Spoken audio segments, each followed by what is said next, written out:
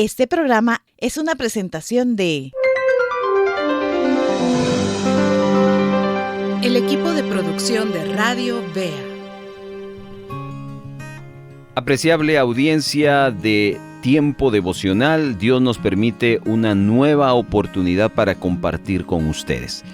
Usted va a escuchar la parte número 3 de la serie Perfeccionando la Adoración. Con respecto al título, hemos de destacar que quien perfecciona nuestra vida es Dios por medio de la palabra. No nosotros nos perfeccionamos a nosotros mismos. Claro, nosotros cuando ya tomamos la determinación de dejar una práctica para tomar otra, bíblicamente hablando, somos partícipes de esa perfección. Así que déjenos hoy leerle un verso que nos va a ayudar y que va a ser clave para esta parte número 3 y hacerle un breve resumen de lo que estuvimos hablando en la parte número 2. Juan capítulo número 3, verso 5, hay una declaración importantísima que quiero llamar su atención. Jesús está respondiendo y está declarando esto. De cierto te digo, escuche, que el que no naciere de agua y del Espíritu no puede entrar en el reino de Dios. No olvide que el reino de Dios es todo lo que nosotros creemos y hacemos para Dios. Así que para poder accesar a todo lo que creemos y hacemos, es necesario algo. Si no se hace ese algo, no se puede. Esto no lo digo yo, lo dijo Jesús en una declaración que vamos a ahondar ya en unos instantes. La semana pasada hablamos de una acción de adoración. Es la esencia de la adoración la cual hay que corregir. La palabra proskuneo en el griego, la palabra shahal en el hebreo, con su mismo significado. Vimos que esto es un reconocimiento. Los adoradores, antes de cantar y antes de presentar cualquier expresión, ofrenda o sacrificio, como usted quiera llamarlo, primero tienen que reconocer delante de quién están. Si no hay reconocimiento, no puede haber proskuneo, no puede haber adoración.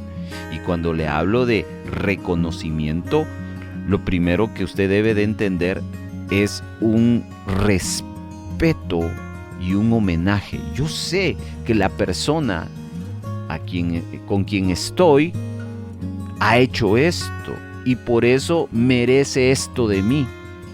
Yo lo reverencio, yo lo respeto. Cuando las personas entienden eso, entonces están dispuestos a contraer, a doblar su cuerpo, a inclinarse, a bajar la cabeza, a humillarse, a hacer reverencia. Proskuneo. Es una idea de reconocimiento. Y después de eso, la gratitud por los muchos beneficios de ese alguien, el cual para nosotros es Dios. Y eso es lo que el Señor está buscando. Muchos nos quedamos solo con las expresiones de alabanza, pero son pocos los que llegan a ese punto. Si usted quiere saber más acerca de este concepto que le estoy hablando, pues es necesario que usted, si no ha escuchado la parte 2, Perfeccionados en la Adoración, vaya a nuestras redes sociales y allí va a encontrar la parte 1 y la parte 2. Pero no olvide este punto elemental del último capítulo. La adoración es un continuo postrarnos delante de Dios, es un continuo reconocimiento delante de Dios. Y hoy vamos a ver el génesis de la adoración, cómo comienza la adoración. Cuando yo le pregunto a usted cómo inició la humanidad, usted va al libro de Génesis. ¿Cómo inició la caída del hombre, el libro de Génesis, etcétera, etcétera. ¿Cómo comenzó la adoración? Bueno, vamos a ver el génesis de la adoración, el comienzo de la adoración en la parte número 3 al regresar de esta pausa. Gracias por ser parte de Tiempo Devocional. Le invitamos a compartir este devocional para edificar a otras vidas. Vaya a YouTube o a Facebook de Radio Vea, busque el episodio que quiera compartir, pulse el botón de compartir, suele ser un icono de flechas, puntos o la palabra compartir. Seleccione WhatsApp y la lista de aplicaciones para compartir y elija el contacto o grupo y envíe el enlace. Otra forma de compartir es copiar el URL del episodio o de la página principal de este tema. Abra el WhatsApp, pegue el enlace en la conversación y envíelo. Y otra manera es descargando el archivo de audio como MP3. Descárguelo a su dispositivo. Abra su WhatsApp y use la opción de enviar un archivo adjunto. Seleccione el archivo y compártalo. Gracias por estar escuchando Tiempo Devocional. ¿Cuándo es que comienza la verdadera adoración? Quiero que note lo que le estoy preguntando. Estoy hablando de la verdadera adoración. Ese concepto está en Juan 4. Verdadera adoración. Significa que hay adoración falsa. Y nosotros, los creyentes, debemos de procurar en buscar la verdadera adoración. El comienzo de la verdadera adoración, hermano, inicia, ¿sabe dónde? Con la conversión y el perdón de nuestros pecados. Quiero que leamos en el capítulo número 3 de Tito.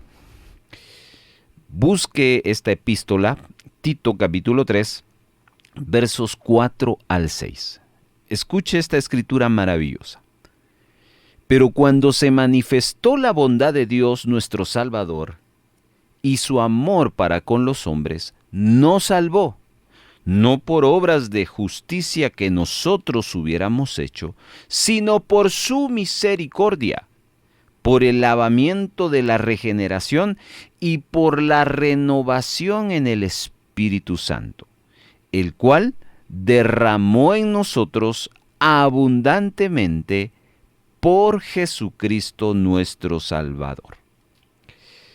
Este es un texto que tiene una similitud del pasaje de Efesios 4, verso 8 en adelante, que habla de la salvación no por obras, sino la salvación por la obra de Jesucristo, por su misericordia, no por nosotros, sino por Él.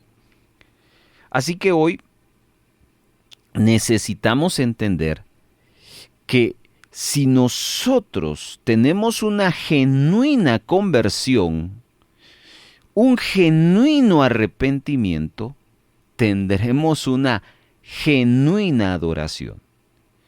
Se lo planteo de esta manera. Si usted se convirtió de verdad, es candidato a dar una adoración de verdad. Pero si su conversión no fue verdadera, yo quiero hacer un paréntesis. ¿Habrá una conversión o existe conversión que no es verdadera? Por supuesto que sí. Quiero que veamos un ejemplo. En Hechos capítulo número 8, vaya a su Biblia y vamos a ver la conversión de alguien que no fue verdadera. Y vamos a observar que no es nomás porque yo esté en la iglesia, yo esté cantando, yo lleve mi Biblia o yo sepa textos. No. Es necesario, mis amados hermanos, que entendamos que la conversión tiene que ser genuina. Capítulo 8, verso 9 del libro de los Hechos. Pero había un hombre llamado Simón que antes ejercía la magia en aquella ciudad. Está hablando de un exmago. Este había engañado a la gente. Pero a este oían, dice, atentamente todos. Está hablando de su pasado. Él estaba atento porque con sus artes mágicas había engañado mucho. Eso habla de las personas hacia con él. Pero aquí viene el cambio. Cuando creyeron a Felipe que anunciaba el evangelio del reino de Dios y el nombre de Jesucristo, se bautizaban hombres y mujeres. Verso 13. También creyó Simón mismo. Ajá. Y habiéndose bautizado, estaba siempre con Felipe y viendo las señales y grandes milagros que se hacían. ¿Qué le parece? Si yo dejo este texto solo hasta ahí, yo veo a un hombre con un pasado oscuro, un pasado muy vinculado al reino de las tinieblas por las prácticas que él tenía, muy vinculado a la avaricia, al dinero, porque cobraba para hacerse rico y que le gustaba ser famoso. Pero un día escuchó a Felipe, vio el milagro, las obras del Espíritu Santo en manos de Felipe, y así como hombres y mujeres creían en el reino, él también creyó, dice el verso 13, y no solo creyó, se bautizó. Pero la historia no termina ahí. Dice que cuando los apóstoles oyeron del gran avivamiento que estaba sucediendo con Felipe en Samaria, y que eran originarios ahí de este hombre llamado Simón, fue Pedro y Juan.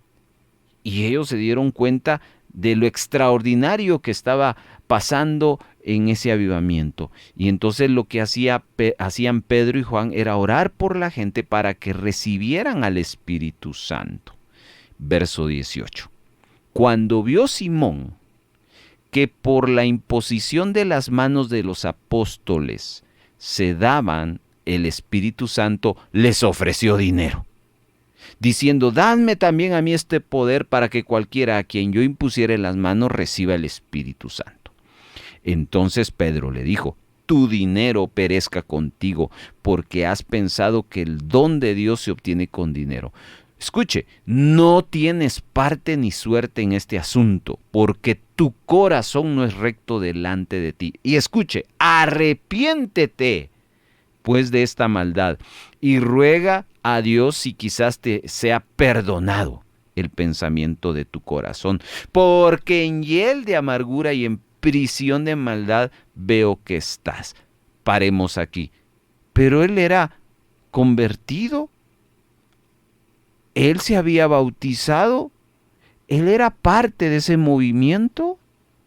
Bien, dijo Jesucristo: no todo el que me dice Señor, Señor, entrará en el reino de los cielos. Entonces yo con este ejemplo le comparto que cuando hay una verdadera conversión, un verdadero arrepentimiento, se puede tener una verdadera adoración.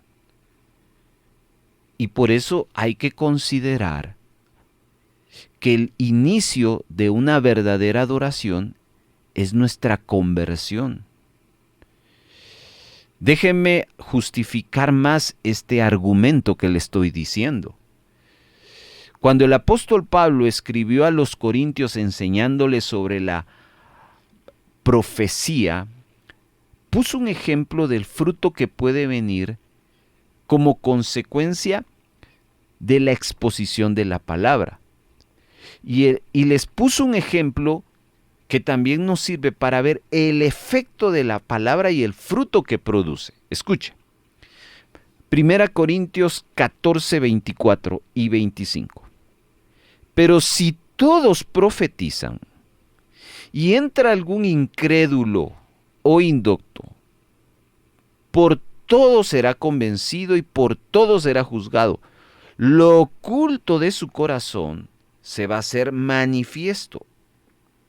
Y así, postrándose sobre el rostro, esa palabra postrado, proscuneo, adoración, adorará a Dios. ¿Y cómo lo va a hacer? Declarando que verdaderamente Dios está entre vosotros. No está hablando de un creyente.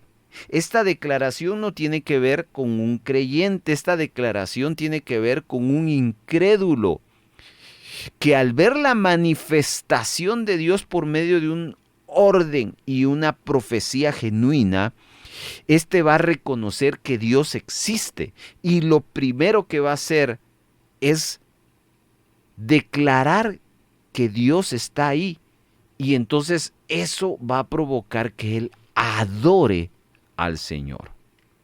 Entonces quiero que note algunas cosas aquí bien interesantes. El medio para la conversión, la palabra de Dios. Pablo habla de profetizar. Eso es, profecía es declarar la palabra. Cuando se declara la palabra, esa palabra trae convencimiento, y eso lo dijo Pablo. Pero si todos profetizan y entra un incrédulo, por todo será convencido. Luego dice que va a venir convicción de pecado cuando del oculto de su corazón se hace manifiesto, y eso es cierto. ¿Se recuerda usted cuando escuchamos la palabra antes de nuestra conversión? Y uno decía, chanfle, conocen mi vida porque me están diciendo todo lo que yo siento, todo lo que yo pienso. Y es que ahí estaba ocurriendo que el Espíritu Santo, por medio de la palabra, traía convicción a mi vida y lo oculto de mi corazón se hacía manifiesto. ¿Cuántas veces no nos quedamos impresionados cuando en un mensaje oímos, ¿siente usted un vacío en su corazón? Y uno sentía ese vacío.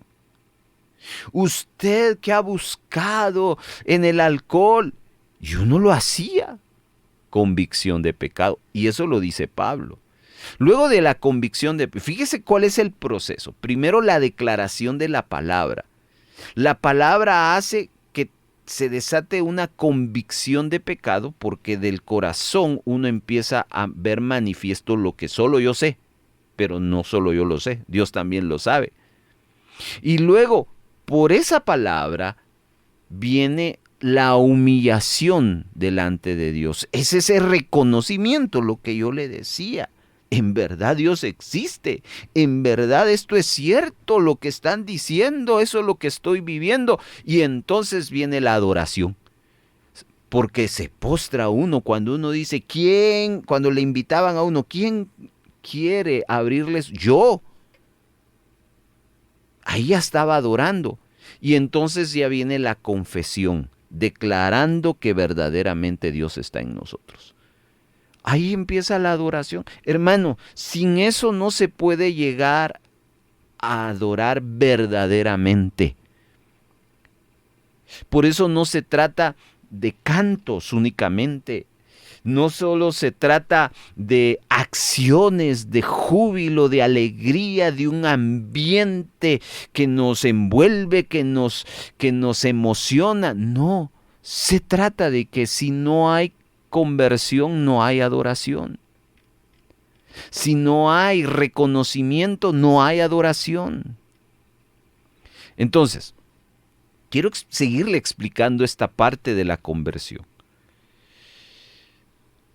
Cuando le hablamos a usted del concepto convicción de pecado, estamos hablando de lo oculto del corazón es manifiesto. Esa palabra oculto es una palabra kruptos en el griego, que es lo que uno esconde. Y cuando dice manifiesto es una palabra griega phaneros, que es visible, manifiesto. Y eso es lo que siempre hace la palabra en la vida de una persona, creyente y no creyente. Por eso dice que la palabra de Dios nunca regresa vacía. ¿Por qué? Porque desata la convicción en nuestras vidas. En unos los consuela, en otros los exhorta y en otros los edifica. Amén, hermanos. Ahora, ¿qué es lo que uno ve cuando se hace manifiesto lo oculto en el corazón? Y aquí tengo que usar, y voy a utilizar un ejemplo para ilustrarle que esa palabra o esa expresión, lo oculto de nuestro corazón se hace manifiesto, es cuando uno se da cuenta. Eso es lo que nosotros llamamos revelación. Yo no puedo ver, pero ahora veo. Yo no puedo escuchar, pero ahora escucho. Este ejemplo le va a ayudar a entender lo que significa lo manifiesto del oculto de su corazón. En el segundo libro de las Crónicas, capítulo 29, encontramos la vida del rey Ezequías y la restauración del culto. Quiero que note, por favor. Dice, capítulo 29, segundo libro de Crónicas, verso 3. En el primer año de su reinado, fíjese qué fue lo primero que hizo Ezequías. En el primer mes, lo primero que hace es abrir las puertas de la casa de Jehová y las reparó. Hermano, antes de Ezequías, el rey que estuvo, que era el padre de Ezequías, hizo lo malo delante de Dios. Y que era hacer lo malo delante de Dios era adorar a otros dioses. Se había perdido la adoración a Dios. Pero nació Ezequías, fue puesto como rey, y lo primero que hace es abrir las puertas del templo. Verso 5. Y les dijo, oídme, levitas. No está hablando el sacerdote, está hablando el rey. Santificaos ahora, santificad la casa de Jehová, el Dios de vuestros padres, y sacad del santuario la inmundicia. Mire, la segunda cosa, estamos hablando de lo que significa hacer manifiesto lo oculto del corazón. Es darse cuenta uno. No veía eso. Lo que Ezequías estaba viendo era que en la casa del Señor lo que había era inmundicia. Recuérdese, hermano, que el padre de Ezequías había utilizado el templo del Señor para practicar idolatría. Y habían ahí elementos que no tenían que ver. Inmundicia. Y por eso ordena sacar la inmundicia. Pero ¿cuándo es que sucede eso? Cuando él abre las puertas, empieza a ver lo que había dentro, se empieza a manifestar.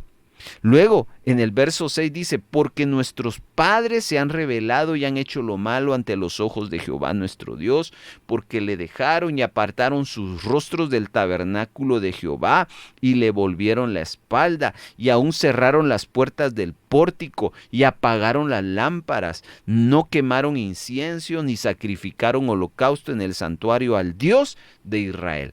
Aquí lo que está haciendo Ezequías es confesando el pecado, rebelión. Se apartaron del tabernáculo, le dieron la espalda, apagaron las lámparas, cerraron las puertas. Ya no hubo adoración, ya no hubo sacrificios al Dios de Israel. Confesión de pecados. Pero ¿de dónde inicia eso? Cuando Ezequías abre la puerta del templo, porque ahí se está manifestando lo que había adentro y que nadie había visto. Y luego en el verso 16 dice que entraron los sacerdotes hasta dentro de la casa de Jehová para limpiarla, y sacaron toda la inmundicia que hallaron en el templo de Jehová, el atrio de la casa de Jehová, y de ahí los levitas la llevaron fuera al torrente de Cedrón. ¿Qué pasó allí? La casa fue limpiada. Pero ¿dónde inicia todo eso? Cuando Ezequías abre las puertas del templo, lo que estaba adentro se hace manifiesto. Y luego, verso 21 al 24 de Segunda Crónicas 29, ahí comienzan a adorar a Dios, porque presentan sacrificios. Del 25 al 28 presentan alabanzas. Versos 29 y 30 termina una celebración de adoración, y en el verso 35 se restablece el culto. Es decir, eso es lo que a partir de hoy se va a empezar a practicar todos los días. ¿Qué le parece? Pero hay algo más. En el verso 36 dice que hubo entonces gran regocijo en Jerusalén, porque desde los días de Salomón, hijo de David, rey de Israel, no había habido cosa semejante en Jerusalén. ¿Qué le parece? Había pasado años y no había adoración. Y por eso es que hubo regocijo. Y escuche lo que sigue diciendo el pasaje, verso 26-27. Después los sacerdotes y los levitas, puesto en pie, bendijeron al pueblo. Y la voz de ellos fue oída, y su oración llegó a la habitación del santuario, al cielo. Y si vamos al siguiente capítulo, que sería el 31, verso 21, escucha esta escritura maravillosa. En todo cuanto emprendió en el servicio de la casa de Dios, de acuerdo con la ley, buscó a su Dios, lo hizo de todo corazón y fue prosperado. ¿De quién está hablando aquí? De Ezequías, el rey. El rey que lo primero que hace cuando llega al trono es reconocer la necesidad que tiene de Dios. Y cuando ve el templo está abandonado, y cuando él abre las puertas del templo, ve que había inmundicia, lo ordena sacar, confiesa el pecado del pueblo, la casa fue limpia, se restaura el culto y viene la bendición de parte de Dios. Eso significa, se hace manifiesto lo oculto del corazón. Entonces, ¿puede una persona postrarse, como dice Pablo, o adorar, si no se ha hecho manifiesto lo que hay en su corazón? Imaginémonos y regresemos al ejemplo del rey Ezequías. Imagínese usted que Ezequías haya dicho, vamos a adorar al Señor, pero no lo vamos a hacer en el templo, sino lo vamos a hacer en la plaza.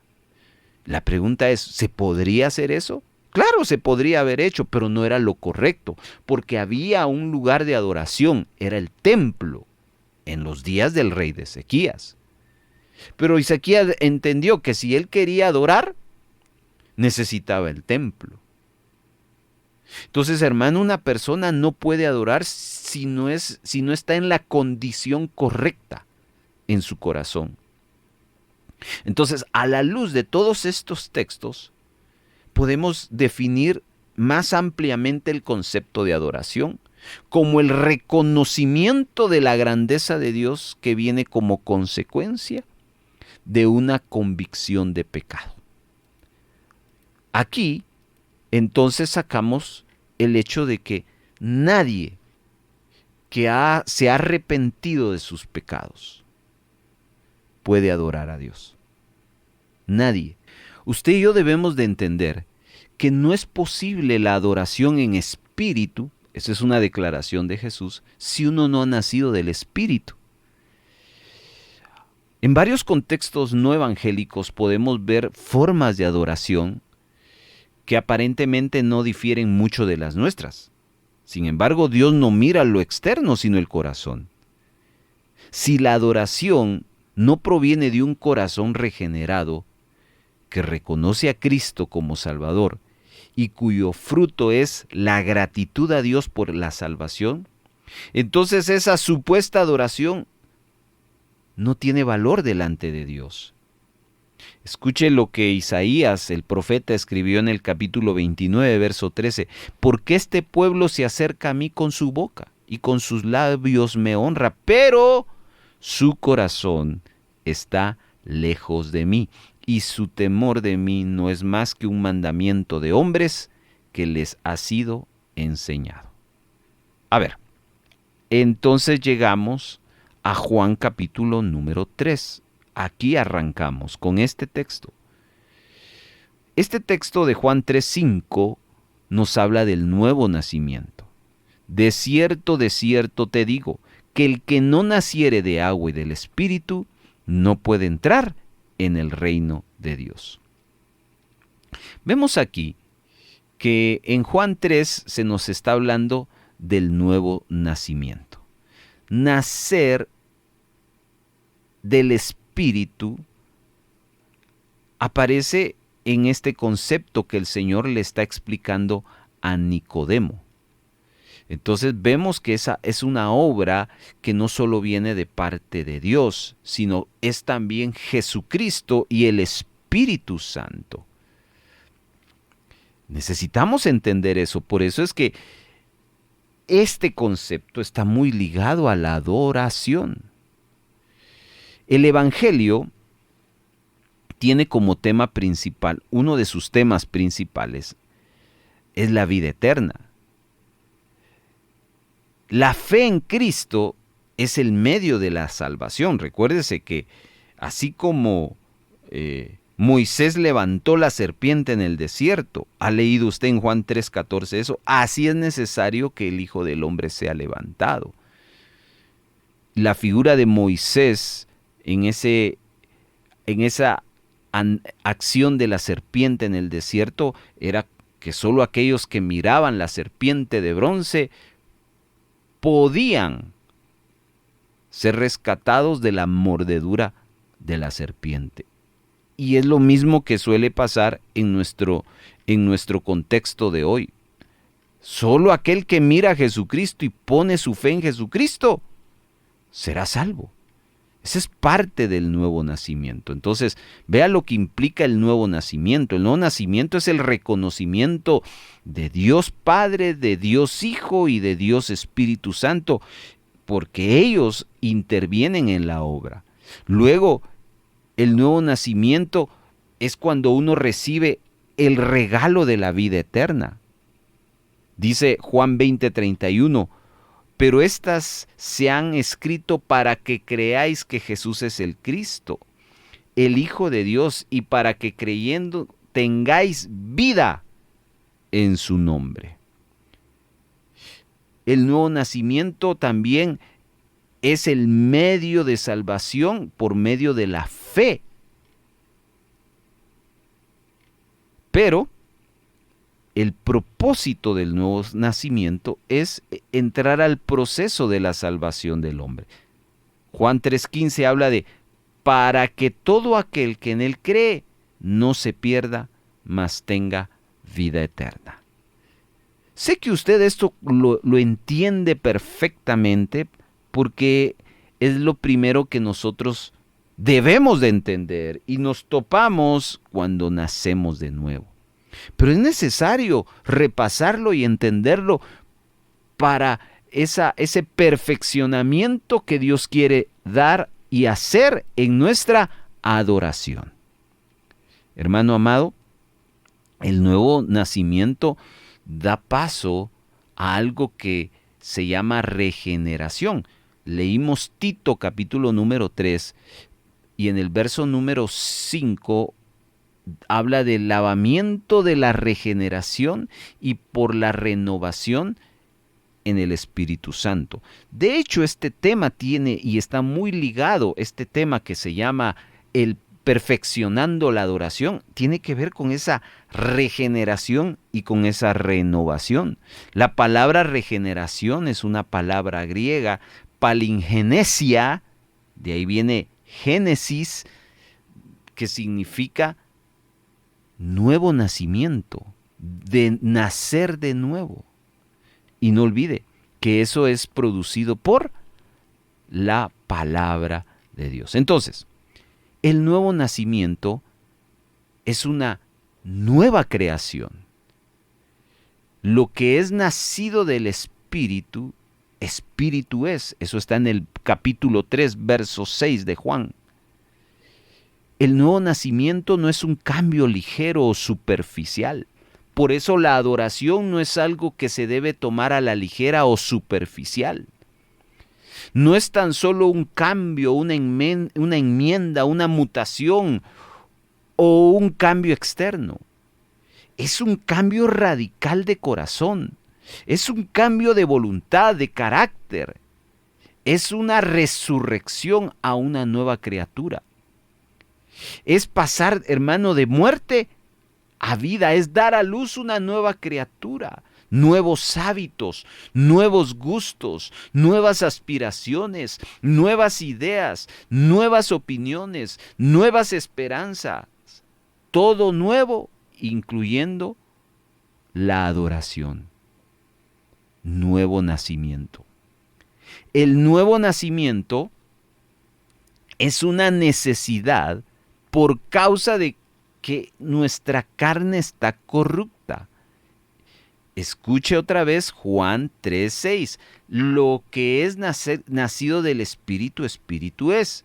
Pero lo que es nacido de la carne, carne es. Por eso es que necesitamos un cambio de corazón y que es muy indispensable para nuestra salvación, porque en el estado en que estamos nosotros, antes de Cristo, es un estado de corrupción. Ahí estamos, ahí nacemos todos. Romanos 8:7, Pablo hace una declaración. El ánimo carnal es enemistad contra Dios. Es otra forma de entender que nacemos en corrupción. Venimos a este mundo sin fe, sin temor, y venimos a este mundo sin amar a Dios. Por naturaleza, no nos sentimos inclinados a Él, a Dios, a adorarle, a servirle, a obedecerle, a cumplir. ¿Por qué? Porque el nuevo nacimiento es una necesidad, porque nuestra naturaleza carnal es corrupta en todos. De eso se trata el nuevo nacimiento y de eso se trata de la perfección en la adoración. Ahora, no olvide que el nuevo nacimiento, mi amado hermano, se produce poniendo nuestra fe en Cristo. Repito, leímos el verso 14 que Jesús alude a Moisés, ese evento en el desierto, en el relato de Números 21, cuando Dios envía serpientes ardientes para morder al pueblo como castigo por haberse rebelado en contra del liderazgo de Moisés. Así que Dios instruyó a Moisés que moldeara una serpiente de bronce y la levantara sobre un asta. Y solo, escuche bien, solo aquellos que miraran la serpiente levantada, provista por Dios, se iban a salvar de las mordeduras de las serpientes. Hermanos, eso es lo que el hombre necesita hacer. Si no pone su mirada solo en Cristo, no puede haber un verdadero nacimiento, de tal manera que no puede haber una verdadera adoración. Y es que a través del nuevo nacimiento recibimos la vida de Dios. Escuche, Romanos 14:17. El reino de Dios no es comer ni beber, sino es hacer justicia, vivir en paz y estar con gozo en el Espíritu Santo. Ver el reino es entender la obra de salvación del Señor. Y entendiendo, podemos entrar. ¿Ha usado usted algunas aplicaciones en su dispositivo, el cual nos lleva a un proceso para poder activar una cuenta? Son 3, 4, 5 pasos. Pero si no entendemos lo que nos están pidiendo, no vamos a poder entrar a nuestra cuenta. Entender la obra de salvación del Señor no nos va a poder dejar entrar y disfrutar de lo que buscamos si queremos, adorar al Señor. Qué precioso esto, mi amado hermano. Voy terminando. Juan escribe en el capítulo 3 sobre el nuevo nacimiento. Pero Juan no repite lo que escribió en Juan 3 en una de sus epístolas. En varios pasajes de su epístola, y quiero leerle algunos pasajes Primera de Juan 2:29, que esto va a reforzar todo lo que he dicho anteriormente. Dice, si sabéis que Él es justo, sabed también que todo el que hace justicia es nacido de Él. Está entendible este texto, ¿no? O sea, si yo hago lo correcto es porque nací de Él. No es porque yo sea bueno, es porque Él vive en mí. Escuche lo que Primera de Juan 3:9 dice. Todo aquel que es nacido de Dios no practica el pecado, porque la simiente de Dios permanece en él y no puede pecar porque es nacido de Dios. ¿Se entiende el texto, no? Hacer lo bueno es lo correcto y lo hacemos porque no viene de nosotros, sino viene de Jesús, porque hemos nacido en Él. Primera de Juan 4:7, amados, amémonos unos a otros, porque el amor es de Dios. Escuche, todo aquel que ama es nacido de Dios y conoce a Dios. Cuando usted dice, Señor, yo te amo, ese amor que usted tiene hacia Dios no nace de usted, nace de Dios por el nuevo nacimiento. Primera de Juan 5:1, todo aquel que cree que Jesús es el Cristo es nacido de Dios. La Biblia habla de que hay que acercarse a Dios por medio de la fe, porque sin fe es imposible agradar a Dios. Ahora, esa fe viene porque usted ha nacido de Dios. Primera de Juan 5:4, porque todo lo que es nacido de Dios vence al mundo. Veo muchas veces, hermanos, las victorias que el Señor nos da, y hay tantos cantos que evocan la victoria, pero muy poco se entiende que esa victoria no nace de nosotros, no viene de nosotros, viene de Dios, porque hemos nacido por Él. Primera de Juan 5:18, sabemos que todo aquel que ha nacido de Dios no practica el pecado, pues aquel que fue engendrado por Dios le guarda y el maligno no le toca. Bien, mis hermanos, así que punto número 1 en esta parte que estamos, número 3, es que no podemos adorar al Señor si no hemos nacido de nuevo. Y yo quiero cerrar esta parte número 3 haciendo dos cosas. Primero, preguntándole, ¿usted ha tenido la experiencia de un verdadero y genuino arrepentimiento? Todos esos textos que le acaba de leer de el apóstol Juan en su epístola son evidencia de que usted ha nacido de nuevo. ¿Usted practica la justicia? ¿Usted ya no practica el pecado? ¿Usted ha aprendido a amar? ¿Usted cree que solo Jesús es el Cristo? ¿Usted vence al mundo porque ha nacido de nuevo? Si usted dice que sí, usted es un candidato para adorarle en verdad. Ha nacido de nuevo. Pero si usted dice, no, hermano, a veces usted entonces necesita entender, ver, abrir su templo como lo hizo el rey Ezequías. Necesita convicción de pecado. Necesita que usted mismo se dé cuenta de lo que hay en su corazón. Porque si usted quiere adorar en espíritu y en verdad, no puede ocurrir eso si no hay arrepentimiento. No olvide el ejemplo de Simón en Hechos capítulo número 8. Él ahí estaba con Felipe, se bautizó, oía la palabra, pero pronto se manifestó lo que él era cuando vio lo que Pedro y Juan hacían. Y él ahí manifestó que no había un verdadero arrepentimiento. Y Pedro se lo declaró. No es porque usted vaya a la iglesia, no es porque usted cante alabanzas o cantos cristianos. No. Usted es un verdadero adorador cuando ha nacido de nuevo. Así que hoy oramos para que usted tenga esa convicción, y si no la tiene hoy, puede pedirle al Señor con todo su corazón nacer de nuevo. De eso se trata, mi amado hermano. Padre que estás en los cielos, gracias porque a través de esta explicación de la parte 3 de este fabuloso tema, podemos entender que nadie puede adorar si no es por medio de Jesucristo.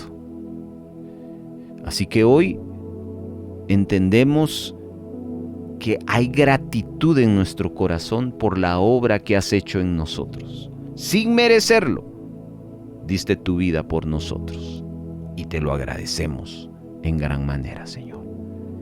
Muchas gracias por esta palabra, esta enseñanza que nos permite tener una mejor perspectiva del perfeccionamiento que nuestra adoración necesita. En el nombre de Jesús, amén. Le invitamos a compartir este devocional para edificar a otras vidas. Vaya a YouTube o a Facebook de Radio Vea, busque el episodio que quiera compartir, pulse el botón de compartir, suele ser un icono de flechas, puntos o la palabra compartir. Seleccione WhatsApp y la lista de aplicaciones para compartir y elija el contacto o grupo y envíe el enlace. Otra forma de compartir es copiar el URL del episodio o de la página principal de este tema. Abra el WhatsApp, pegue el enlace en la conversación y envíelo. Y otra manera es descargando el archivo de audio como MP3. Descárguelo a su dispositivo. Abra su WhatsApp y use la opción de enviar un archivo adjunto. Seleccione el archivo y compártalo.